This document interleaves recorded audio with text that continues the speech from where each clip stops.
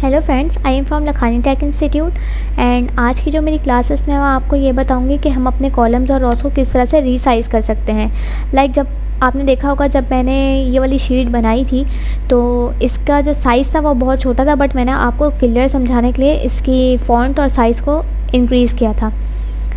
ये मैंने किस तरह से किया था, इसमें मैंने रीसाइजिंग किस तरह से की थी, ये मैं आपको यहाँ बता देती हूँ। मैंने यहाँ पे एक छोटा सा वर्ड टाइप किया हुआ है, एक मैं यहाँ पे कर देती हूँ। जैसे एक वर्ड है कंग्रेचुलेशंस, मैं कर देती हूँ यहाँ पे टाइप। अब आपको यहाँ नज़र आ रहा होगा कि ये जो है एक बड़ा सा वर्ड है, बट ये हमारे ए और बी कॉलम में ही आ रहा है। अब हमें क्या करना है, इसकी रीसाइज़ करना है हमें इसके, कि हम ये एक ही ब्लॉक में आ जाए। क्योंकि अगर मैं यहाँ पे बी में कुछ और टाइप करूँगी, जैसे मैं आपको दिखाती हूँ। जैसे मैंने फॉर एग्जांपल ये टाइप किया तो मेरा वो जो इनकम का टेक्स्ट था वो जा चुका है, क्योंकि वो हमारे एक ही ब्लॉक में था, बट वो बी ब्लॉक में हमारे पास शो हो रहा था।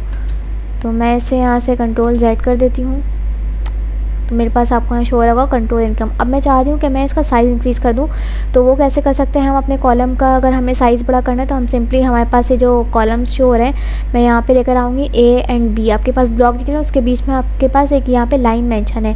मैं जैसे इस लाइन पे अपना माउस लेकर आऊँगी तो मेरे पास प्लस का सिंबल आ रहा होगा। मैं सिर्फ यहाँ से क्लिक करूँगी माउस को और मैं इसे सिंपली यहाँ पर ड्रैग करूँगी, मुझे जितना दूर लेके जाना है। जैसे मैंने यहाँ पर ला के इसे छोड़ दिया है, तो यहाँ पे आपको नज़र आ रहा होगा कि इसका साइज़ जो है वो कॉलम का इंक्रीज़ हो चुका है। और अब मेरा ये जो टेक्स्ट था वो एक ही लाइन में मेंशन है, ए ब्लॉक में था तो मेरे पास ए ब्लॉक है। अब इसी तरह से मैं चाह रही हूँ कि मैं बी का साइज़ इंक्रीज़ कर दूँ, तो मैं सिंपली क्या करूँगी, बी एंड सी के बीच में जो लाइन है मैं उस पर यहाँ पे अपना माउस लेकर आऊँगी और मैं इसे सिंपली यहाँ से ड्रैग कर दूँगी कि मुझे कितना लेके जाना है। अब जैसे मुझे यहाँ पे ये सारी चीज़ों को जो है यहाँ तक मुझे करना है रीसाइज़, तो मैं सिंपली यहाँ पे क्लिक करूँगी एक पे, तो ये ऑटोमेटिकली जो है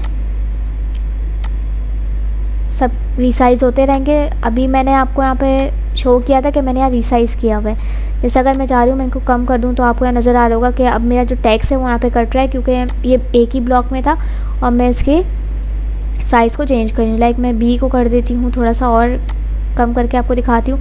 ये मेरे अमाउंट वगैरह कम स्पेस में थी, इसलिए इसे मैं इस तरह से भी कर सकती हूँ। ये अप टू यू कि आप इसे किस तरह से मेंशन करना चाह रहे हैं। अब आपको यहाँ शो होगा, जैसे मैं परसेंटेज वाला कॉलम है, मैं इसे छोटा करूँगी तो मेरा ये टेक्स्ट जो है परसेंटेज का एच के बाद आई के ब्लॉक में भी शो हो रहा है, तो इसलिए मैंने इसका साइज़ थोड़ा सा चेंज किया हुआ था।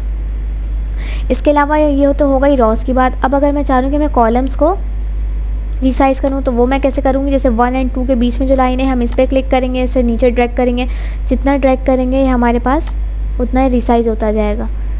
बॉक्सेस में जो स्पेस है वो ज़्यादा बड़ी हो जाती है। इस तरह से जो है हम रॉज और कॉलम्स को रीसाइज़ कर सकते हैं। तो आप अपने पास इसे ट्राई करिएगा। हम नेक्स्ट क्लास में अपना नेक्स्ट टॉपिक डिस्कस करेंगे।